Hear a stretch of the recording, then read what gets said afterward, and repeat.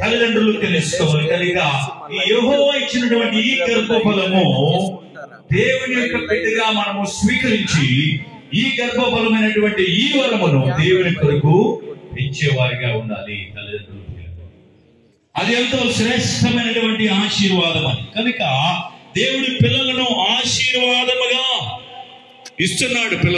తల్లిదండ్రులకు పిల్లలను దేవుడు ఆశీర్వాదముగా ఇస్తున్నాడు. ఈ ఆశీర్వాదాన్ని మనం ఏం చేయాలి చెప్పండి?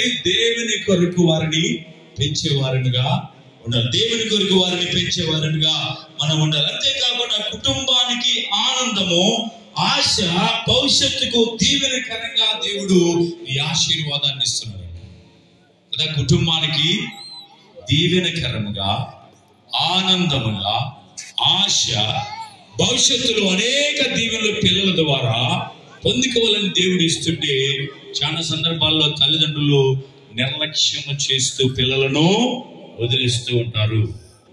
కొంతమంది పిల్లలకి దేవుని గూర్చిన వాక్యము నేర్పించకుండా, దేవుని గూర్చిన మాటలు నేర్పించకుండా లోక సంబంధమైనటువంటివి నేర్పిస్తూ, లోక సంబంధమైనటువంటివి వారి చేత పాడిస్తూ, అనరాని మాటలు అనిపిస్తూ